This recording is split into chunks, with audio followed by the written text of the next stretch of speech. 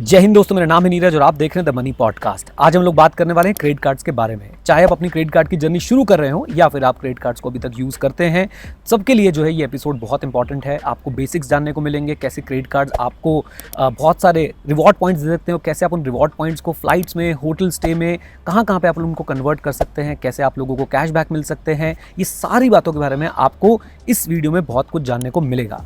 साथ साथ में जो लोग क्रेडिट कार्ड से नफरत करते हैं उनका शायद पॉइंट ऑफ व्यू थोड़ा सा चेंज हो और वो समझें कि क्रेडिट कार्ड्स को कैसे जो है अच्छे से यूटिलाइज किया जा सकता है। राइट, आपने बस क्या करना है, इस पूरे एपिसोड को सुनना है, इस पूरे एपिसोड की समरी बनानी है, कमेंट्स में लिखना है, सवाल अपने कमेंट्स में लिखने हैं। और अगर आप मुझसे या हमारे साथ जो गेस्ट हैं मैं उनके बारे में बताऊंगा, अगर आप उनसे डिसएग्री करते हैं तो वो भी आपने कमेंट बॉक्स में बताना है, बट रिस्पेक्टफुली आप ये सारा काम करेंगे तो बहुत अच्छा रहेगा। आज के हमारे गेस्ट कौन है पॉडकास्ट में, मैं आपको ये बता देता हूँ। आज के हमारे गेस्ट हैं प्रोफेसर काशिफ अंसारी जी, और ये जो है नॉलेज इंपार्ट कर रहे हैं ग्रेजुएट और अंडर ग्रेजुएट स्टूडेंट्स को पर्सनल फाइनेंस पे। इनके पास 8 साल का एक्सपीरियंस है इस सारी की सारी प्रक्रिया का, और साथ साथ में इनका जो रिसर्च है वो फोकस है कहाँ पे, बैंकिंग प्रोडक्ट्स पे, बिजनेस मॉडल फिनटेक्स पे और टैक्सेशन पॉलिसीज पे। इन्होंने बहुत सारे आर्टिकल्स पब्लिश करे हैं लीडिंग बिजनेस न्यूज़पेपर पोर्टल्स पे, और साथ साथ में ये अपने व्यूज़ जो है वो शेयर करते रहते हैं पर्सनल फाइनेंस के ऊपर बहुत सारे पॉडकास्ट पे और बहुत सारे मीडिया हाउसेस के साथ, जिसमें आते हैं मिंट, मनी कंट्रोल एटसेट्रा। उम्मीद करता हूँ आपको एपिसोड पसंद आएगा। उम्मीद करता हूँ कि आप लोग भी अपने क्रेडिट कार्ड को समझेंगे, कौन सा क्रेडिट कार्ड आपको चाहिए, कौन सा क्रेडिट कार्ड नहीं चाहिए, क्रेडिट कार्ड को कब यूज़ करना है, कब यूज़ नहीं करना है, और कैसे उसका मैक्सिमम बेनिफिट निकालना है। और ये वीडियो एक तरीके से जवाब भी है उन लोगों के लिए जो क्रेडिट कार्ड को भला बुरा कहते रहते हैं, जो मुझे भी बहुत भला बुरा कह रहे थे कि भाई आप झूठ बोल रहे हो, आपको नहीं पता क्रेडिट, आपको इतना रिवॉर्ड पॉइंट नहीं मिल सकते, इतना रेट ऑफ रिटर्न आपको नहीं मिल सकता क्रेडिट कार्ड पे। अब सबको जो है बहुत कुछ सीखने को मिलेगा। और मुझे अच्छा लगा जब मेरे को बहुत ज़्यादा हेट मिली क्रेडिट कार्ड्स को लेकर, तो मुझे एक अपॉर्चुनिटी दिखी कि भाई लोगों को क्रेडिट कार्ड के बारे में कुछ नहीं पता है अभी, जैसे मुझे नहीं पता था आज से 2-3 साल पहले। तो चलिए क्रेडिट कार्ड के बारे में सिखाते हैं, और ये उस जर्नी की शुरुआत है। राइट, चलिए तो अब जल्दी से वीडियो को शुरू कीजिए, एंजॉय कीजिए और बहुत कुछ सीखिए क्रेडिट कार्ड्स के बारे में। All the best. What is credit card? कुछ लोगों को शायद खिलाती है कि लोन, उधार और डेट ट्रैप, हैवी इंटरेस्ट। तो एक आम व्यक्ति, एक लेमैन सिविल स्कोर से क्या समझ सकता है? एक बिगनर के लिए, एक मीडियम लेवल व्यक्ति के लिए, एक हाई स्पेंडर के लिए क्या रिवॉर्ड रेट हम लोग जो है वो एक्सपेक्ट करके चले कि सैलरी अगर 1 लाख है और क्रेडिट लिमिट 2 लाख है तो सैलरी 3 लाख नहीं हुई है आपकी, कैसा ना लगे कि भाई मैं तो सब कुछ अफोर्ड कर सकता हूँ। काशिफ सर, कैसे हैं आप और क्या चल रहा है? नीरज सर, मैं बढ़िया हूँ। आई होप आप भी बढ़िया होंगे। आजकल तो अभी फिलहाल तो बहुत सही सही काम चल रहा है, यही चल रहा है अभी तो। Okay, great great. सो एक चीज़ ऐसी सर जिसके बारे में हम सुनते हैं और मिक्स्ड फीलिंग आती है, कभी नेगेटिव कभी पॉजिटिव। किसी से नेगेटिव सुनने को मिलता है, किसी से पॉजिटिव सुनने को मिलता है। कोई फ़ैन है और कोई जो है बिल्कुल ही हेट करता है, और वो चीज़ है फाइनेंस की दुनिया में क्रेडिट कार्ड्स। तो जैसे ही हम क्रेडिट कार्ड्स सुनते हैं वैसे ही कुछ लोगों को शायद फील आती होगी लोन, उधार और डेट ट्रैप, हैवी इंटरेस्ट। और कुछ लोगों को, जैसे कि मैं हूं अब और आप तो पहले से ही हैं, फीलिंग आती है reward points, 5 star hotels, flights. तो मैं पहले जानना चाहता हूँ एक आम आदमी के लिए आसान भाषा में, व्हाट इज क्रेडिट कार्ड? मैं शुरू करता हूँ कि लोगों ने इसको समझ क्या रखा था हम्म। और ये एक्चुअली में है क्या, उसके बीच में हम ये डेफिनेशन बना पाएंगे क्रेडिट कार्ड क्या है। सो बेसिक डेफिनेशन बहुत सिंपल है, जो बहुत सारे लोग इस पे फोकस नहीं करते। पर्सनल फाइनेंस के 3 एस्पेक्ट्स होते हैं। एक होता है पर्सनल इन्वेस्टिंग, जहाँ स्टॉक और म्यूचुअल फंड आ गया। दूसरा होता है पर्सनल फाइनेंसिंग, आप लोन लेते हो, for example most of the people घर के लिए लोन ही लेते हैं। और तीसरा होता है फिर आप इंश्योरेंसेस लेते हो उसको हेज करने के लिए। और तीसरा होता है पर्सनल स्पेंडिंग, जहां आपके क्रेडिट कार्ड और सारे एक्सपेंसेस आते हैं जो इससे रिलेटेड आते हैं। अब जो धारणा बनी हुई है क्रेडिट कार्ड के बारे में, क्योंकि जनरली क्या होता है, लोग हर चीज को या तो एक वर्ड में समराइज करना चाहते हैं या स्टीरियोटाइप करना चाहते हैं। तो क्रेडिट कार्ड के साथ जो सबसे बड़ा स्टिग्मा लगा हुआ है, तो ये प्रोडक्ट आपको कभी भी चूज नहीं करना चाहिए। क्या पता आपसे कभी गलती हो जाए और फिर आपको इंटरेस्ट देना पड़ेगा, डिफॉल्ट करोगे, क्रेडिट स्कोर खराब हो जाएगा। ये स्टिग्मा है मेन।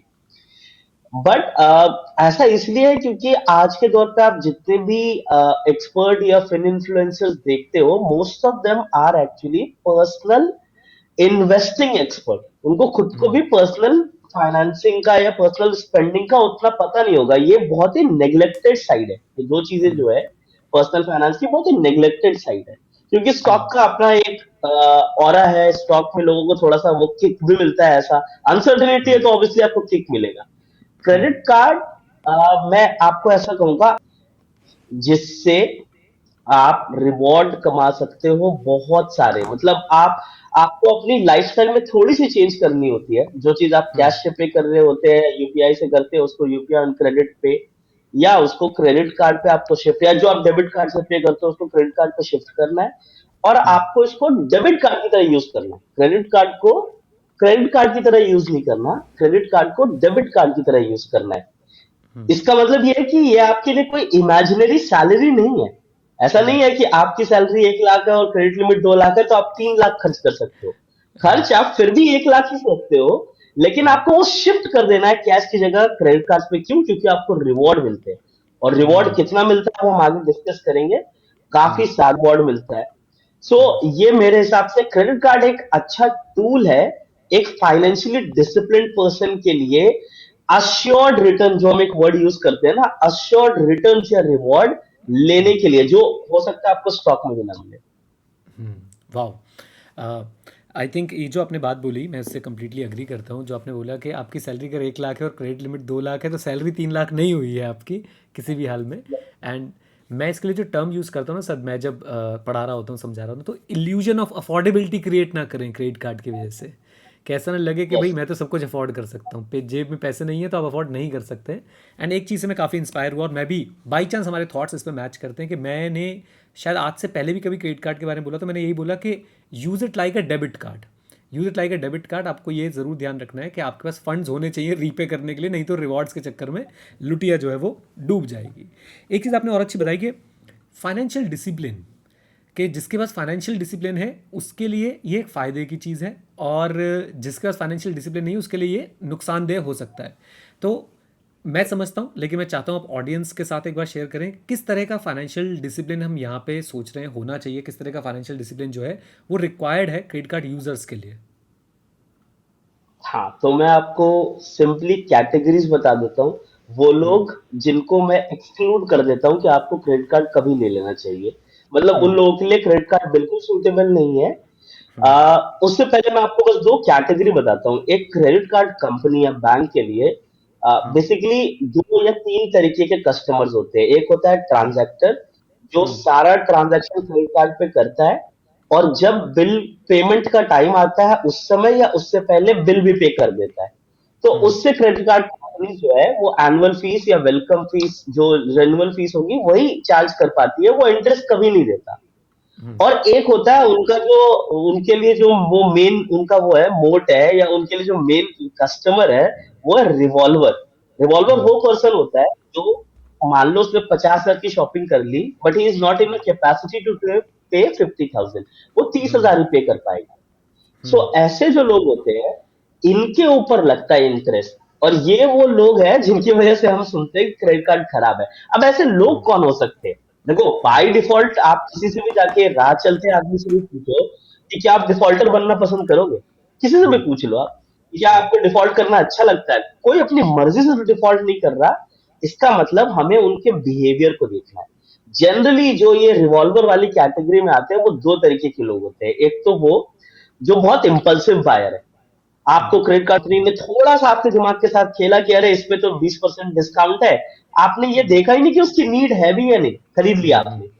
हम्म। ऐसे करके आप इतनी सारी चीजें खरीदने लग जाओगे जिसकी आपको जरूरत नहीं, और फिर आप पे नहीं कर पाओगे। तो हम्म। एक है इम्पल्सिव बायर, हम्म। दूसरे है शो ऑफ करने वाले। क्योंकि हम्म। शो ऑफ का कोई अंत नहीं है, कोई नहीं। राइट। आप हम्म। जब 40 की सैलरी पे हो सकता है आप लाख रुपए का शो ऑफ करो, जब आप 40 करोड़ की आ जाओगे तो हो सकता है आप 100 करोड़ का शो ऑफ करो। हम्म। तो ये शो ऑफ वाली कैटेगरी के लोग भी फंसते हैं इस डेट ट्रैप में या रिवॉल्वर कैटेगरी में चले जाते हम्म। हैं। इन दोनों लोगों को क्रेडिट कार्ड नहीं लेना चाहिए। इनके हम्म। अलावा कोई भी और पर्सन है, वो हम्म। पर्सन इजीली क्रेडिट कार्ड को ले। हम्म। फाइनेंशियल डिसिप्लिन की जहां हम बात कर रहे थे, क्रेडिट कार्ड में आई थिंक आपको लीस्ट फाइनेंशियल डिसिप्लिन चाहिए होता है। जो अभी मैंने बात की वो बिहेवियरल डिसिप्लिन है कि आपको हम्म। इम्पल्सिव बाय नहीं करना, आप शो ऑफ वाले पर्सन नहीं होने चाहिए। फाइनेंशियल डिसिप्लिन का सिर्फ एक फैक्टर है यहाँ पे, ओनली सिर्फ एक फैक्टर जो मेजर फैक्टर है, वो हम्म। ये है कि आपको टाइम पे बिल पे कर देना है। और आपको दुनिया जहान हजार चीजें बोलेंगे। आपका जो है बैलेंस होना चाहिए, सिक्योर्ड लोन, अनसिक्योर्ड लोन का, आपको पुराना कार्ड क्लोज नहीं कराना चाहिए, आपको क्रेडिट यूटिलाइजेशन 30% के ऊपर नहीं होना चाहिए। मैटर ये सारी भी करती है, बट बहुत मिनिमम अमाउंट ऑफ इम्पैक्ट है इनका। जो आपके दिमाग में सबसे इंपॉर्टेंट बात होनी चाहिए फाइनेंशियल डिसिप्लिन को लेके, वो ये है कि कभी भी और किसी भी हालत में पेमेंट मिस नहीं करनी। बिकॉज आप एक पेमेंट मिस करोगे, उसका इम्पैक्ट सीधा बहुत हाई जाएगा आपके सिबिल स्कोर पे भी, और हर जगह हर कोई देखता है कि इसने एक बार डिफॉल्ट कर दिया। राइट सर, थोड़ा सा क्रेडिट कार्ड से हम राइट लेते हैं, और एक वर्ड आपने भी यूज़ किया, मुझे लगता है कई लोग होंगे जो जानते होंगे, कई लोग जो होंगे जो जानना चाहते हैं, सिबिल स्कोर। ये सिबिल स्कोर क्या होता है? अगर एक लेमैन को मैं समझाने बैठूं कि भाई आपने अभी जिक्र किया सिबिल स्कोर का, हमारी जब भी कॉन्वर्सेशन हुई है हमेशा सिबिल स्कोर बीच में आया है। अभी आपने एक मास्टर क्लास भी ली थी हमारे स्टूडेंट्स के साथ, तब भी हमने सिबिल स्कोर पर बहुत चर्चा करी थी। तो एक आम व्यक्ति, एक लेमैन सिबिल स्कोर से क्या समझ सकता है? हाँ, सो इंडिया में एक्चुअली जो राइट वर्ड होना चाहिए वो क्रेडिट स्कोर होना चाहिए। ठीक है, जिसको हम इंटरचेंजेबली यूज कर लेते हैं सिबिल स्कोर के साथ। सिबिल एक क्रेडिट ब्यूरो है, एक एजेंसी ओके। है जो ये काम करती है। इसकी तरह इक्विफैक्स भी है, एक्सपीरियन भी है और क्रिफ भी है। बट क्योंकि इंडिया में ऑलमोस्ट सारा मार्केट डोमिनेट होता है सिबिल के थ्रू ही, तो हम कई बार इंटरचेंजेबली कह लेते हैं कि सिबिल स्कोर या क्रेडिट स्कोर। अब क्रेडिट स्कोर क्या है, इसको आप एक बहुत ही छोटे से एग्जांपल से समझो। मान लो जैसे ऑल ओवर इंडिया होता है, एक चाय की टपरी है जहां आपका उधार चलता है। ठीक है, आप उसके मान लो 10 साल पुराने ग्राहक हो, आप 10 साल से वहां चाय पी रहे हो, और आप बोलते हो, मान लो यूपीआई नहीं था उस वक्त, आप बोलते हो ऐसा कि यार 10-10 रुपए लेके कौन चलेगा, महीने का हमारा हिसाब रखो, महीने का खाता बनाओ, और महीने के एंड पे मैं तुम्हें पे कर दिया करूंगा। तो आपने जब ये चालू करा, आज आप ये करके राजू टी स्टॉल पे 10 साल से आप उसके कस्टमर बने हो, और मैं अब उसी दुकान पे जाऊंगा और मैं भी यही बोलूंगा कि मुझे भी तुम उधार पे चाय दे दिया करो, महीने के एंड में सेटल करेंगे। हम दोनों में, राजू टी स्टॉल वाला तो पढ़ा लिखा नहीं है, फिर भी हम दोनों में वो किसको ज्यादा ट्रस्ट करेगा, उस 10 साल वाले कस्टमर को या 1 महीने पहले आए वाले कस्टमर को? 10 साल वाले सो को। ऑब्वियसली 10 साल वाले को करेगा। ये ही सेम चीज, यही सेम एप्लीकेशन आप फाइनेंशियल लोन पे और अनसिक्योर्ड अनसिक्योर्ड लोन पे लगा लो। यही चीज है सिबिल स्कोर। सिबिल स्कोर आपकी रेप्यूटेशन या क्रेडिट वर्थीनेस दिखाता है। अच्छा, पता कैसे लगेगा? तो एक इंटरमीडियरी है बीच में, जो है हमारा सिबिल या इक्विफैक्स। बैंक्स उनको रिपोर्ट करते हैं कि फला पर्सन ने लोन लिया, ठीक है, और लोन की ईएमआई टाइम से पे किए जा रहा है। ठीक है, तो सिबिल अब अपने एल्गोरिदम को उसके हिसाब से बनाता है। ऑब्वियसली एल्गोरिदम में क्या फैक्टर्स होंगे? फैक्टर नंबर वन तो ये होगा कि आप टाइमली पेमेंट करते हो कि नहीं। ठीक है, अब मान लो आप भी टाइमली पे करते हो राजू ची स्टॉल में, मैं भी टाइमली पे करता हूँ, पर आप 10 साल से कर रहे हो, मैं 1 महीने से कर रहा हूँ, तो फिर आपका स्कोर ज्यादा होना चाहिए। तो दूसरा करते हैं कि आपकी पेमेंट हिस्ट्री कितनी बड़ी है। फिर तीसरा करते हैं कि आप जो है वो सिक्योर्ड लोन ले रहे हो या अनसिक्योर्ड लोन ले रहे हो, मिक्स कैसा है क्रेडिट का। ठीक है, अगर राजू टी स्टॉल वाले ने बोला है कि 1000 रुपए तक का चाय आप यूज कर सकते हो महीने का, तो क्या आप हर बार मैक्स आउट ही किए जा रहे हो, 1000 रुपए तक चले जा रहे हो, या 300-400 रुपए महीना चल रहा है? वो हो गया हमारा क्रेडिट यूटिलाइजेशन, कि हमें जितना बैंक से मिला है क्या पूरा ही लूट ले रहे हैं, हर बार पूरा मैक्स आउट कर जा रहे हैं, या ठीक है इमरजेंसी के लिए बैंक ने 4 लाख दिया है। कई लोग इस बात को नहीं समझते कि अगर बैंक ने आपकी क्रेडिट लिमिट 4 लाख दी है, इसका मतलब ये नहीं कि बैंक चाहता आप हर महीने 4 लाख यूज करो। बैंक ने ये सोच के दिए कि इमरजेंसी में जरूरत पड़ सकती है, और इस पर्सन को 50,000, 60,000, 1 लाख, 1 लाख 20, 2 लाख महीने का ऐसा ट्रांजेक्शन होगा, है ना? तो आपकी क्रेडिट यूटिलाइजेशन कितनी है, और आप कितने क्रेडिट हैंग्री हो? आप सिर्फ राजू की दुकान पे उधार ले रहे हो, या आप वो हार्डवेयर वाले की दुकान से भी उधार लेते हो, लाला की दुकान पे भी उधार ले रहे हो, मतलब आप कितने क्रेडिट हंग्री हो? तो आपकी इंक्वायरीज कितनी आ रही है बैंक से अलग अलग? ये सारे फैक्टर्स मिलके एक एल्गोरिदम बनता है। उस एल्गोरिदम से आपका सिबिल स्कोर डिसाइड करते हैं, जो 300 से 900 के बीच होता है। और कोई भी स्कोर 750 के ऊपर अगर है तो वो बहुत अच्छा स्कोर है। राइट। आई होप मेरा 750 से ऊपर होगा, मैंने कभी चेक ही नहीं किया है। Okay, great. वापस आते हैं सर अपने क्रेडिट कार्ड वाले मुद्दे पे। तो अब क्रेडिट कार्ड में सर एक चीज़ बहुत ज़्यादा जो आजकल सामने आई है, और मैं समझता हूँ आपका बहुत बड़ा रोल रहा है उसके अंदर, reward points. And reward points में रिवॉर्ड रेट भी एक निकलता है, राइट? तो मैं एक सही एक्सपेक्टेशन एक व्यक्ति की क्या होनी चाहिए कि उसे क्रेडिट कार्ड से किस तरह का रिवॉर्ड रेट जो है वो मिल सकता है? I understand different different category है, बट फिर भी एक बिगनर के लिए, एक मीडियम लेवल व्यक्ति के लिए, एक हाई स्पेंडर के लिए क्या रिवॉर्ड रेट हम लोग जो है वो एक्सपेक्ट करके चलें? फिर मैं इस पर कुछ फॉलो क्वेश्चंस पूछूंगा। हम्म। मैं वही कोट को एक बार दोहराना चाहूंगा जो जनरली स्टॉक मार्केट में बोलते हैं कि स्टॉक हम्म। मार्केट में रिवॉर्ड कहाँ है, फियर और ग्रीड के बीच में, राइट? हम्म। आपको वहां वहां बीच में आना है, ना आपका बहुत ज्यादा फेयर होना चाहिए ना आपका बहुत ज्यादा ग्रीड होना चाहिए, उसके बीच में जो स्वीट पॉइंट है, that is where hmm. The reward is, right? Similarly credit card में पहले आप तो, मैं आपको एक बात कहूंगा, आप अपनी एक्सपेक्टेशन लो करना सीखो अगर आपको क्रेडिट कार्ड गेम में अच्छा रहना है। ये नहीं कह रहा रिवॉर्ड कम होगा, मैं आता हूँ उस बात पे, पर आप हम्म। एक्सपेक्टेशन हमेशा ये लेके चलना, और ये मैं अपने एक्सपीरियंस से कह रहा हूँ इतने सालों पे, हम्म। हमेशा आप ये लेके चलना कि मैं आज से पहले कितना रिवॉर्ड जनरेट कर लेता था अपनी स्पेंडिंग पे। आप जीरो करते थे, आप हम्म। यूपीआई से पे करते थे, कैश से पे करते थे, डेबिट कार्ड पे हम्म। शायद कुछ मिलता होगा। हम्म। आप जीरो से अगर 2% 3% भी आ रहे हो, वो हम्म। भी ठीक है ना? हम्म। बाकी रिवॉर्ड की जो बात रही, ग्रीड भी बहुत ज्यादा नहीं होना चाहिए कि सिर्फ 20% डिस्काउंट की वजह से, जो मैंने बोला कि जरूरत नहीं और चीज खरीद लिया। तो इसके हम्म। बीच में स्वीट स्पॉट देखना है सर। अगर आप बात करो आज के टाइम पे एंट्री लेवल पे 5% तो कहीं नहीं गया, और ये हम्म। कैशबैक के फॉर्म में है। बहुत सारे हम्म। कार्ड है, इनफैक्ट इन कार्ड्स के बीच में कंपटीशन है 5% कैशबैक देने के लिए। तो हम्म। 5% तो आपको, आप ये मान के चलो 100 रुपए की चीज आपको हमेशा हम्म। 95 रुपीज की ही पड़ेगी, ठीक है? हम्म। ये एक नॉर्मल हुआ। इससे आप थोड़ा आगे बढ़ोगे तो आप 6-7% का रिटर्न जनरेट कर लोगे। आप हम्म। थोड़ा और ऊपर जाओगे, कुछ कैटेगरीज पे आप 10% के ऊपर करोगे, प्रीमियम पे पहुंचोगे तो कुछ, ओवरऑल नहीं कह रहा मैं, बट कुछ कैटेगरीज पे आप 16-17%, ओवरऑल 8-9% का जनरेट करोगे। और अगर हम्म। आप 1.5 लाख के ऊपर वाली कैटेगरी में जाते हो, जहां आपका महीने का एक्सपेंडिचर काफी अच्छा खासा है, तो फिर ऐसे ऐसे भी कार्ड्स है जहां पे आप 17.5% रिवॉर्ड रेट करते हो। आप कुछ भी कंजर्वेटिवली भी एस्टिमेट करो तो भी 15% का रिवॉर्ड रेट तो आप आराम से जनरेट कर। सर इस पे ना मेरा एक क्वेश्चन है। मुझे बहुत ज़्यादा हेट मिली थी जब मैंने 17.5% मैंने कैशबैक बोल दिया था, तो मेरे लिए तो 1 रुपये के बराबर ही था, बल्कि 1 रुपये से ज़्यादा ही था, 1 पॉइंट, राइट? तो इफेक्टिवली 18-19% का जो है मुझे एक तरीके से, मैं तो कैशबैक बोलता हूँ। अब जब मैंने बात बोली तो एक दो विद्वान मेरे साथ जुड़ गए और कहते कि कंपनी अगर आपसे कमा रही है 1%, तो आपको 17.5% कैसे दे सकती है, राइट? भाई क्रेडिट कार्ड कंपनीज कोई हमारी चाची की लड़के तो है नहीं जो कहेंगे हाँ भाई आते को मैं 17.5% का जो है वो रिटर्न देना शुरू करता हूँ। तो इस पे आपका क्या थॉट है कि कंपनी अगर हमसे कमा नहीं रही तो फिर भी हमें वो कैसे जो है रिटर्न दे रही है? ओके, पहले तो ये पॉइंट को क्लैरिफाई करते हैं कि जो 17.5% की बात चल रही है अभी भी आजकल मैं देखता हूँ।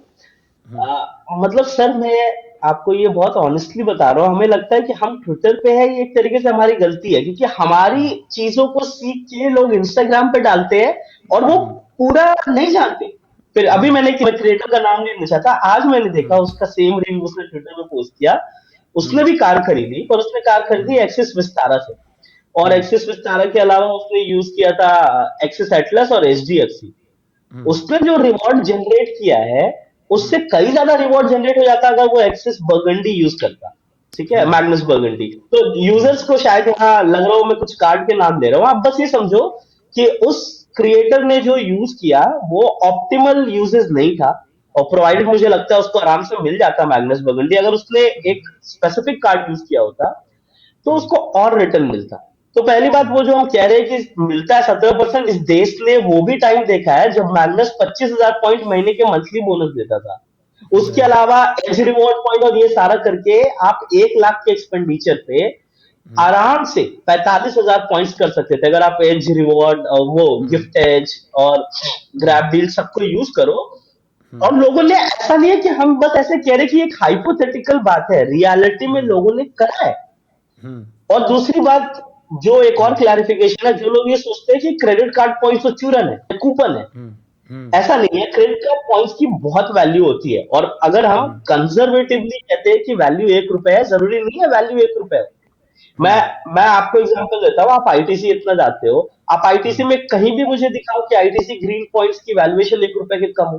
हमेशा 1 रुपए की ज्यादा या 1 रुपए होती है, उससे कम तो होती ही नहीं है। सर मैंने 40% तक का डिफरेंस देखा है। मतलब अगर आप कैश में बुक कर रहे हैं तो 10,000 का रूम मिल रहा था, एक एग्जांपल दे रहा हूँ मैं, और अगर आप ग्रीन पॉइंट से, जो कि क्रेडिट कार्ड से है आपके पास, तो 6,000 रुपये, 6,000 ग्रीन पॉइंट्स पे रूम मिल रहा था आपको।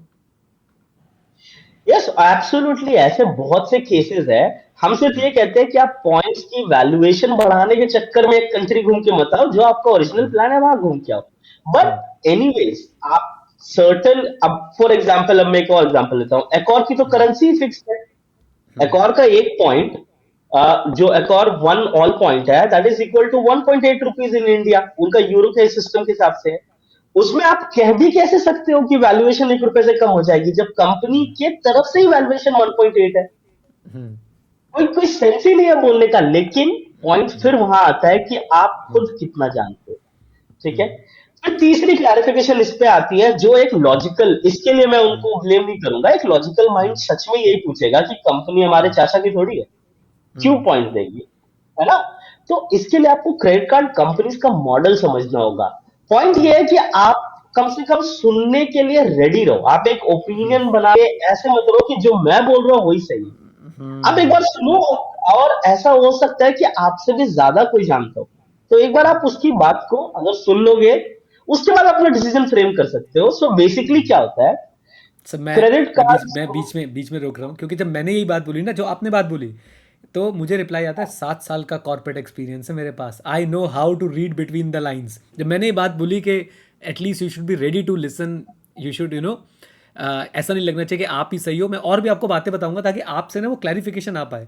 तो मुझे ये बोला कि 7 साल का कॉर्पोरेट एक्सपीरियंस है मेरे पास, I can read between the lines. तो फिर मैं चुप हो गया, मैंने कहा भाई हम तो भाई अभी अभी जो है वो काम वाम शुरू कर रहे हैं, हमें क्या पता, छोटे मोटे लोग हैं हम लोग। एनीवेज, हाँ जी। इसके लिए मैं इतना ही बोलूंगा कि एक यंगस्टर को जिसको 1 साल का एक्सपीरियंस है, उसको इंस्टाग्राम की ऑन बोर्डिंग और एक्विजिशन स्ट्रेटजी हो सकता है हम 40 साल के एक्सपीरियंस वाले बंदे से ज्यादा पता हो। टेक्नोलॉजी कीप्स चेंजिंग, ठीक है, लर्निंग कीप्स इवॉल्विंग, तो you can not just say कि लर्निंग वही स्टैटिक है जो आपने 40 साल पहले सीखा, तो जिसका 2 साल का एक्सपीरियंस नहीं होगा। Most of the time might be true, but not with 100% certainty someone can say कि मेरा अगर एक्सपीरियंस 40 का है, तुम्हारा 4 का है, तो मैं सब तुम से ज्यादा जानता हूँ। कमिंग बैक टू ये पॉइंट कि बैंक की स्ट्रेटजी क्या है, तो बैंक क्रेडिट कार्ड को यूज करता है एज अ क्रॉस सेलिंग के लिए, as a cross selling platform, जो अब इंडिया में बहुत ज्यादा आने लग रहा है, पहले नहीं था।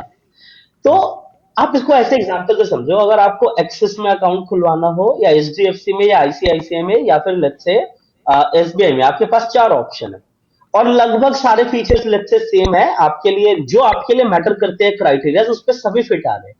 लेकिन एक्सिस आपको एक अच्छा क्रेडिट कार्ड दे रहा है जिसकी रिवॉर्ड रेट ज्यादा है, या एक्सिस आपको क्रेडिट कार्ड जो है वो लाइफ टाइम फ्री दे रहा है, तो आप आउट ऑफ फोर जो सिमिलर है उसका एक अलग से एडवांटेज फीचर आ गया ना।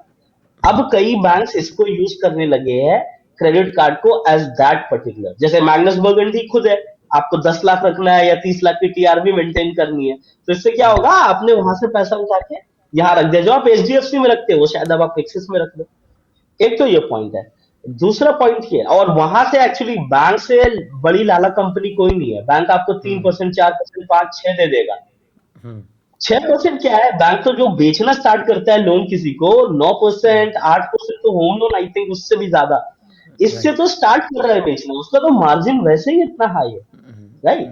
तो ये तो एक चीज हुई, है ना, अपने दूसरे प्रोडक्ट को क्रॉस सेल करना। दूसरा, बैंक की लड़ाई जो है ना, बैंक इगोइस्टिक नहीं है। बैंक काशिफ से या नीरज से, हर किसी से जीतना नहीं चाहता। अगर बैंक 4 लोगों से हार रहा है और 990 लोगों से जीत रहा है, बैंक इज वेरी हैप्पी। उसको भी ऐसा नहीं है कि बैंक को नहीं, बैंक क्या, बैंक नशे में थोड़ी उसने प्रोडक्ट का वो बनाया है। जो भी वहां के प्रोडक्ट मैनेजर्स है, ऐसा नहीं है कि उन्होंने कुछ सोचा नहीं और बना दिया। राइट।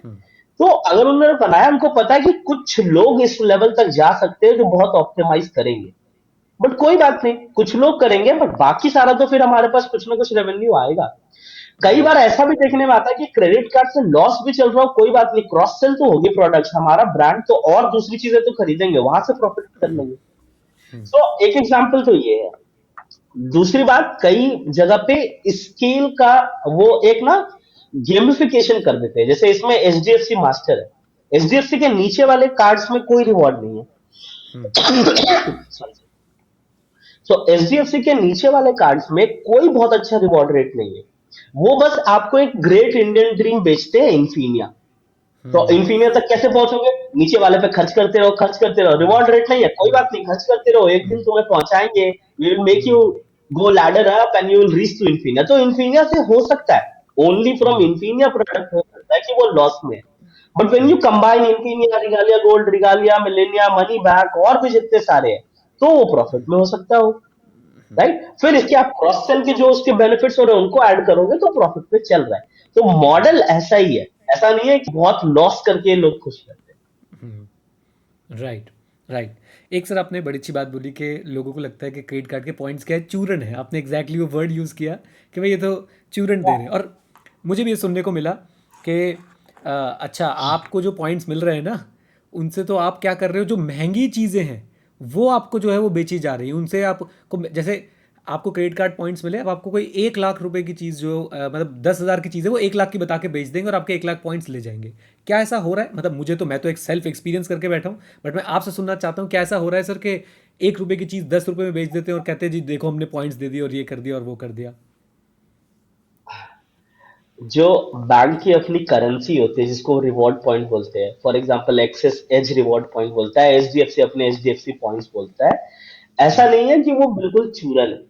आपको ऑप्शंस बहुत सारे दिए जाते हैं, ठीक है? जो ऑप्शन जितना फ्लेक्सिबल होगा उसकी वैल्यूएशन उतनी कम होती जाएगी। जैसे सबसे आसान फ्लेक्सिबल रास्ता क्या है? अपने पॉइंट्स को कैश आउट कर लो। तो उसमें आपको जनरली 25 पैसे का रेट मिलेगा, मतलब 4 पॉइंट्स रिडीम करोगे तो 1 रुपए मिलेगा। तो वो तो काफी खराब रेट है, मैं तो कहता ही नहीं आप उसको यूज करो। उससे थोड़ा सा कम फ्लेक्सिबल होगा, वाउचर ले लेना। वाउचर्स में आपको हो सकता है 40 पैसे का या 50 पैसे का वैल्यूएशन मिल जाए।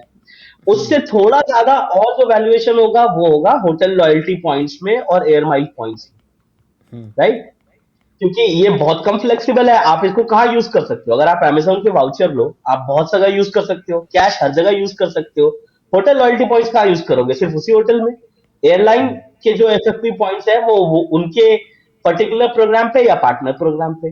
तो जैसे जैसे आप इस स्टेप में आगे जाते हो वैसे वैसे वैल्यूएशन बढ़ती है, फ्लेक्सिबिलिटी घटती है। वो जिस चीज से इसको कंफ्यूज कर रहे हैं, कूपन एक इस तरीके का होता है जैसे स्विगी जोमेटो कूपन बांटते हैं कि 50% ऑफ का कूपन, वेलकम 50 है ये। ऐसा नहीं होता, ठीक है? कुछ कुछ कंपनियां ऐसा हो सकती है कि कर रही हो, आपको इस तरीके से बेवकूफ बना रही हो, पर उनकी अपनी करेंसी की वैल्यूएशन होती है। और ऐसा नहीं है कि आरबीआई बिल्कुल आंख बंद करके बैठा है। अगर आपको अपनी टीएनसी चेंज करनी है, मतलब कल को मान लो आपने बोला कि मैं आपको 4 पॉइंट्स दूंगा एचडीएफसी के 100 रुपए खर्च करने पे, अचानक से ऐसा नहीं किसी दिन आप बोल दो कि बस अब 1 पॉइंट दूंगा। आरबीआई की स्ट्रिक्ट गाइडलाइन है कि अगर आप अपना टीएनसी या MITC, most important terms and condition, change करते हो तो कम से कम 30 दिन का नोटिस देना होगा। आप 30 दिन के अंदर रिडीम कर लेना अगर आपको लगता है इस तरीके का कोई डिवैल्यूएशन आ रहा है। तो ये, अब मैं वही कह रहा हूं, मैं जो भी लोग आपसे ऐसा बोलते हैं मैं उनको ये नहीं कहूंगा कि आप हमारी कम्युनिटी के नहीं हो या आप हमारे दुश्मन हो। मैं बस ये कहूंगा आप लॉजिकली एक बार हमारी बात को समझने की कोशिश करो, ठीक है? आप हमसे क्वेश्चन पूछो, हम तो है आपके लिए रेडी। आप क्वेश्चन पूछो, लॉजिकली पूछो, उसके बाद आपको अगर लगता है कि इसमें कुछ प्रॉब्लम है आप बताओ। हम भी अनबायस तरीके से सुनेंगे, आप भी अनबायस तरीके से समझो। राइट। मैं सर अपना एक्सपीरियंस इसमें बताना चाहूँगा, क्योंकि मैंने बहुत सारे पॉइंट्स अब यूज़ करने शुरू करे हैं। तो ऐसा बिल्कुल भी नहीं है। अगर बाई चांस आपको कोई ये बोल रहा है कि क्रेडिट कार्ड कंपनी के पॉइंट्स चूरन होते हैं या वो तो बहुत आपको सस्ती चीज़ महंगी करके बेच देते हैं, मैं अपने फ़्लाइट के एक्सपीरियंस बता सकता हूँ, होटल्स के एक्सपीरियंस बता सकता हूँ। Hotels ITC grand Goa 9500 rupees में, पहली बात तो 9500 ग्रीन पॉइंट्स में रूम मिल रहा है, यही बहुत बड़ी बात है। अदरवाइज़ आप ग्रैंड गोवा का अगर एवरेज रेट देखेंगे तो मुझे लगता है 15-20 हज़ार रुपये पर नाइट से नीचे कहीं नहीं आता, लेकिन ग्रीन पॉइंट से 9500 में मिल रहा था। एंड उसके बाद भी तीनों दिन का पूरा जो उनका अकोमोडेशन चार्जेस था मैंने थ्रू ग्रीन पॉइंट्स पे किया। जो टैक्सेशन वाला पार्ट था वो मैंने जो है वो थ्रू अपना जो क्रेडिट, वो भी मैंने अपने क्रेडिट कार्ड से ही पे किया, तो उसमें फिर से 17.5% का जो है वो कैशबैक था। एंड एक बात मैं आपको और बताऊं सर, पता नहीं अभी मैं मुगल गया था, आईटीसी मुगल, वहाँ पे उन्होंने टैक्स भी मुझसे ग्रीन पॉइंट से ले लिया। I don't know why, but they said कि मेरे को टैक्स भी अब ग्रीन पॉइंट से दो, तो आई वॉज हैप्पी कि मैं टैक्स भी ग्रीन पॉइंट से देता हूँ। और वहाँ पे हमने कोई स्वीट लिया था उनका, एंड कंप्लीटली फ्री सब कुछ क्रेडिट कार्ड पॉइंट से।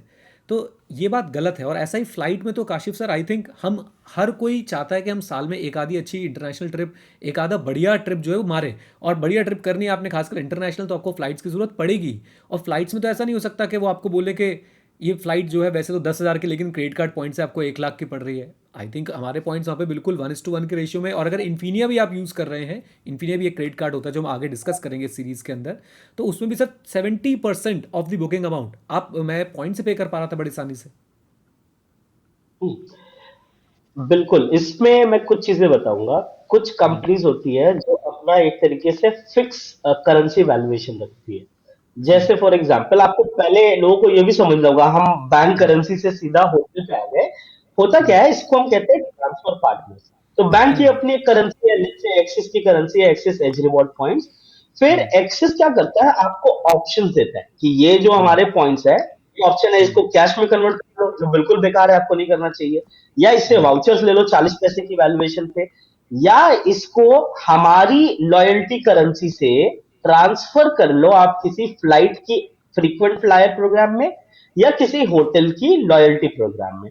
तो मान लो हम्म। मैंने एक्सेस एज रिवॉर्ड पॉइंट्स अगर मैग्नस हम्म। बर्गंडी है तो 5:4 के रेशियो में ट्रांसफर कर हम्म। दिया अकॉर्ड। हम्म। अब ये जो होटल लॉयल्टी है, इसमें हम्म। कई जगह डायनेमिक फेयर्स होते हैं और कई जगह फिक्स करेंसी फेयर्स होते हैं। हम्म। तो कोई आपको ये कह सकता है कि हाँ, मैरियट का वो होटल तो 6,000 का है पर पॉइंट रिक्वायरमेंट 10,000 है, ये हो सकता है। हम्म। मैं कहूंगा मैरियट के लिए पॉइंट वैल्यूएशन हम 60 पैसा, 50 पैसा ये वैल्यूएशन रखते हैं, ये कंजर्वेटिव। मिलने को कई बार आपको 4 पैसा भी मिल सकता है, 2 रुपए भी मिल सकते हो और 10 रुपए भी मिल सकते हैं, right. Hmm. But on average हम एक कंजर्वेटिव एस्टिमेट 50-60 रखते हैं। बट कई करेंसीज फिक्स है, जैसे मैंने एग्जांपल दिया था एक और की तो करेंसी फिक्स है 1.8। वो कहते हैं जो रेवेन्यू रेट होगा, हमने हम्म। पॉइंट्स के लिए कोई रेट नहीं रखे, जो भी रेवेन्यू रेट होगा उसको आप 1.8 से डिवाइड कर लो और पे कर दो जितना आपका बनता है। तो अगर हम्म। मान लो 18,000 आपका बिल हुआ, तो आप 10,000 पॉइंट में पे कर दो, काम खत्म। हम्म। वहां तो वहां आप क्वेश्चन ही नहीं कर सकते वैल्यूएशन को, जब वो 1.8 है तो, है ना। सो ये जो तरीका है, सिमिलरली ऐसा ही फ्रीक्वेंट प्रोग्राम्स में होता है। फ्रीक्वेंट फ्लायर प्रोग्राम्स का जो सबसे ज्यादा बेनिफिट है वो हम्म। है बिजनेस और फर्स्ट क्लास में। तो हम्म। आपने देखा होगा एमिरेट्स में, या इतिहाद में आपने देखा होगा उनके अपने अपार्ट, मतलब उन्होंने एक पूरा अपार्टमेंट बनाया हुआ है। ये आपने एमिरेट्स फर्स्ट क्लास का नाम हम्म। सुना होगा कि बहुत अच्छा है। इनकी हम्म। टिकट्स लाखों में होती है, हम्म। पॉइंट्स पे ही आपको कम पे मिल जाएंगे। वो मतलब अगर आप ऑप्टिमाइज करना चाहो तो सबसे ज्यादा ऑप्टिमाइजेशन का यूज केस जो है वो वहां है। हो सकता है आपको ये 1 लाख 2 लाख पॉइंट में मिल जाए, जो टिकट की वैल्यू 4 लाख 5 लाख, राइट। हम्म। तो ये कहना कि इसकी कोई वैल्यू नहीं होती या इन्फ्लेट करके दिखाते हैं, ऐसा नहीं है। आपको वैल्यूएशन मिलती है, अदरवाइज इतने सारे लोग जो इतने टाइम से कर रहे हैं या हम लोग जो इतने टाइम से बता रहे हैं, ऑब्वियसली आपको नहीं बताते। राइट। राइट।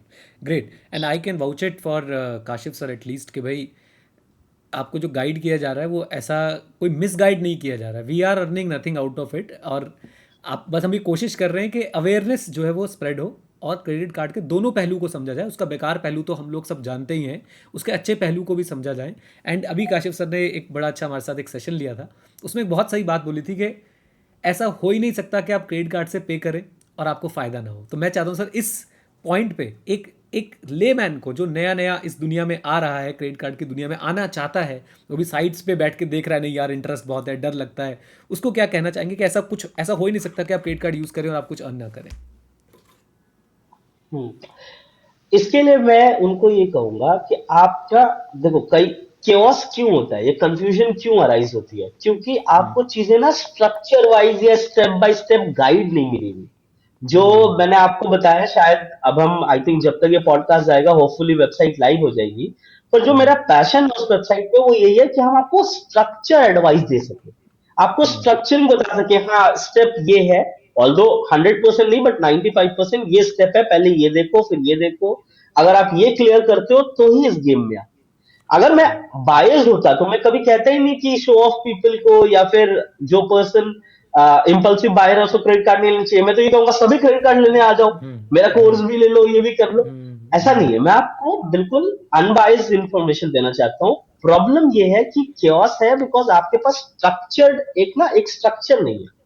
स्ट्रक्चर कैसा होना चाहिए, मैं एक इसका छोटा सा एग्जांपल देता हूँ। स्ट्रक्चर नंबर वन ये होना चाहिए कि मेरी स्पेंडिंग कितनी है। मैंने ये पॉइंट उस दिन भी कहा था कि पूरे वर्ल्ड में ऐसे बहुत लोग हो सकते हैं जिनकी इनकम जीरो हो, और कोई ऐसा आदमी नहीं है जिसकी स्पेंडिंग जीरो हो। एक 2 साल के बच्चे की भी स्पेंडिंग होती है, वो 5 रुपए के चिप्स लेके देना पड़ता है स्कूल जाने से पहले, राइट? सो आपकी स्पेंडिंग कितनी है, आप उसको कैसे यूटिलाइज करते हो, फिर आप करोगे कि आपको नीड है क्या नहीं। ठीक है, फिर आप क्रेडिट कार्ड लोगे। क्रेडिट कार्ड लेके जब भी आप क्रेडिट कार्ड स्वाइप करने जाओगे, उससे पहले आप एक सवाल जरूर पूछोगे कि क्या इस चीज की मुझे जरूरत है जो मैं लेने जा रहा हूँ, या किसी प्रेशर या किसी इम्पल्स में आके ले रहा हूँ, राइट? अगर नहीं ले रहा हूं, अगर इस चीज की वाकई मुझे जरूरत है, तो तब मैं करूंगा कि कैसे मैं इस चीज के दाम को कितना कम कर सकता हूं क्रेडिट कार्ड के थ्रू। क्योंकि मैं जितना सेव करूंगा वो मेरे लिए एक तरीके से इनडायरेक्टली अर्निंग है। उस अर्निंग को मैं कहीं नहीं तो म्यूचुअल फंड में, इंडेक्स फंड में ही लगा दूंगा, राइट? सो ये पूरा स्ट्रक्चर है। उसके बाद फिर आपको समझना होगा कि कौन कौन से क्रेडिट कार्ड आपके लिए कितने फायदेमंद हो सकते हैं, कौन सी कैटेगरी को कहाँ डालना चाहिए, कितना ऑप्टिमाइज करना है। अगेन मैं ये भी कहूंगा, ओवर ऑप्टिमाइज भी नहीं करना है। ऐसा नहीं दिन रात पागल की तरह बस क्रेडिट कार्ड ही आप देखो, सोचो, खाओ, पियो, सिर्फ यही, ऐसा नहीं करना। दैट इज द पर्पस कि मैं आपको वहां पे एडवाइस दूंगा उसकी अकॉर्डिंगली, राइट? बट एक स्ट्रक्चर और एक सिस्टम बनाना है। जिस दिन आपने सिस्टम बना लिया, उसके बाद से it is very easy to follow and maintain. Right. तो एक सही सिस्टम, और मैंने सारे स्टेप्स लिखे हैं कि अपनी स्पेंडिंग को समझिए, असेसमेंट कीजिए कि आपको क्रेडिट कार्ड्स की ज़रूरत है नहीं है, अपने बिहेवियर को समझते हुए परचेज करने से पहले ज़रूर पूछिए कि आपको एक्चुअली उस चीज़ की ज़रूरत है क्या, और एक बार जब फिक्स हो जाए कि ज़रूरत है, देन आप उसको ऑप्टिमाइज़ करने की कोशिश करें। एंड सही बात बोली आपने कि sir, a rupee less spend is a rupee saved, right? And if invested properly, वो आपको डेफिनेटली हेल्प कर सकता है। मैं इसको एक तरीके से 3 स्टेज में डिवाइड कर सकता हूँ। एक स्टेज है एजुकेट, जो मतलब जो मेरा विजन है, मैं आपको बता रहा हूँ। पहला स्टेप है एजुकेट, आपको ये बताना कि देखो भाई ये मिथ है, ऐसा नहीं होता। जो आप सुन रहे हो, सुनी सुनाई बातें हैं, वो नहीं है। कुछ बातें सही हो सकती है, कुछ बातें गलत। तो पहला अवेयरनेस या एजुकेट करना। दूसरा, उसको आप लर्निंग कैटेगरी में डालो, फिर उसके बाद उसके थ्रू बेस्ट जो आपके लिए सूटेबल प्रोडक्ट्स है वो अप्लाई करना।